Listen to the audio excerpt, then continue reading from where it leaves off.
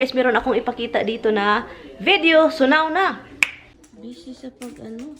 Alright.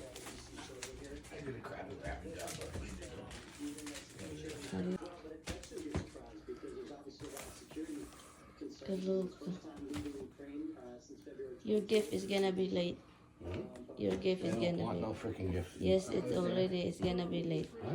Yung pagbangon ko kanina, ang nangyari si Mr. maaga siyang bumangon. So, ang ginawa niya, guys, nag-wrap siya ng gift. Oh my God, akala ko tapos na siya sa mga regalo. So, yun yung mga regalo niya sa akin.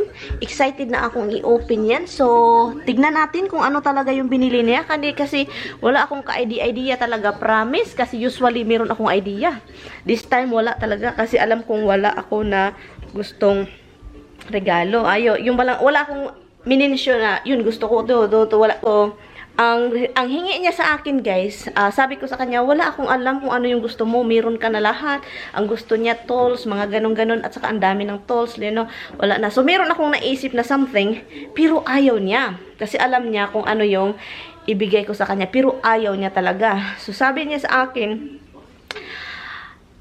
ang ibigay ko daw sa kanya is magpunta kami doon sa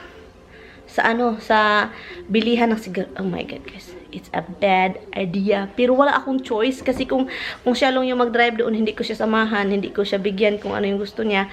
Hindi ko alam. Wala din tayong choice kasi bilhin niya. So, ito na lang yung gagawin ko. So, alis tayo. Puntahan natin doon sigarilyo. Bili tayo. Samahan natin siya. And then, bilhin yung gusto niya. Iwan ko na lang, guys, sa kanya, guys. Pero alam nyo, guys, kahit ano man yung gagawin ko na ayaw ko na ganito siya. Pero wala din akong magawa. It's not like I should have said, oh, look, he got me $1 million worth of stuff. No.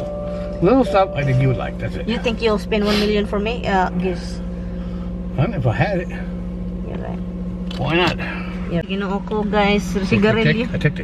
Sigarilyo, and then he's driving because you know what? I asked him where we're gonna go. She knows where we're going, guys. We've been here a bunch of times. She's been with me a few times. But he knows I don't like driving in a. I did drive once coming back here, but going back over there. Same difference. Actually, coming back would be worse because traffic would be heavy coming back. Okay, can I drive now? Okay, can stay put. Can I drive? No, just stay put. Malapit na kami sa guys. Andito na kami malapit sa New Rochelle.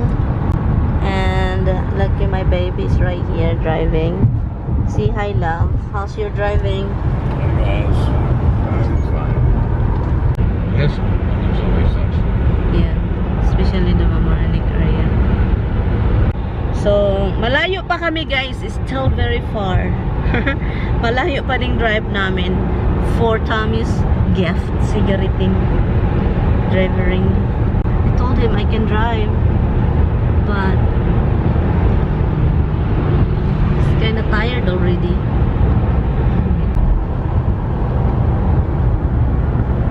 That guy can get out if he wants to.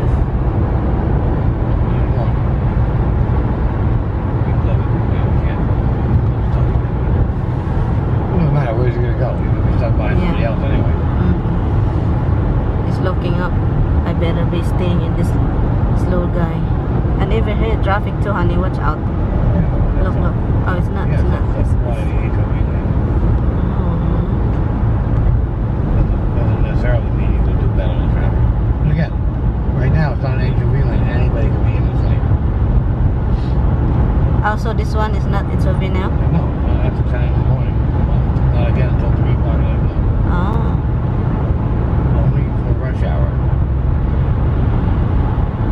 So why you are here? Oh, I can. You know, even if you weren't in the car, you'd be in this lane right now. Oh. So you don't need. But you still have to follow the lines. Yeah, you still have to follow the rules. Oh, But look at that guy. like if it was, let's say there was a lot of traffic and I was by myself and I wanted to come in this lane, I can't.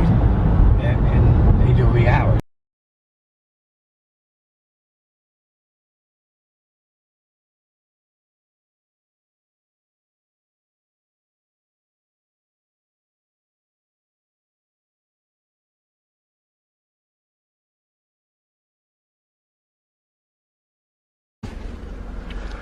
Nandun na sila, bumili na sila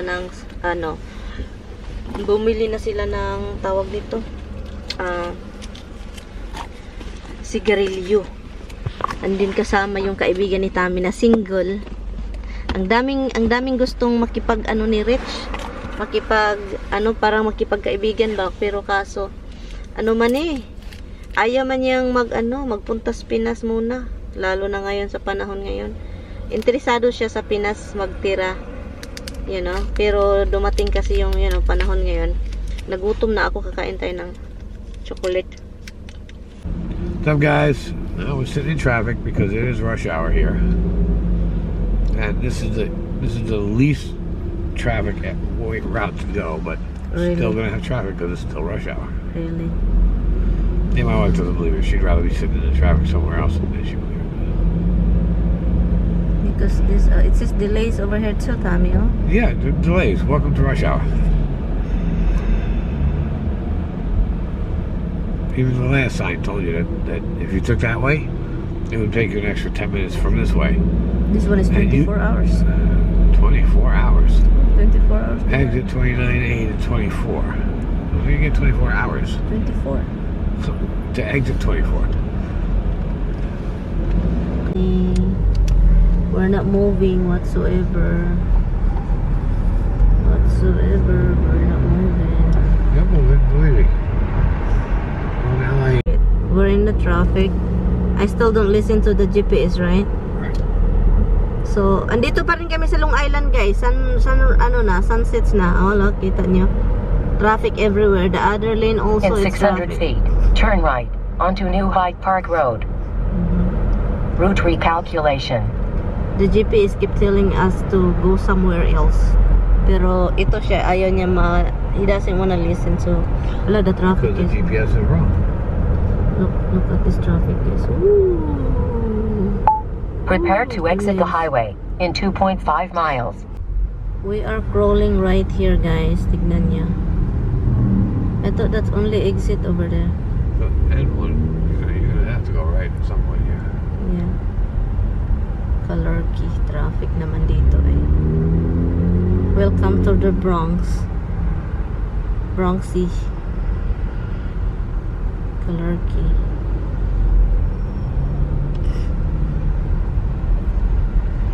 Ang dami ding truck, oh.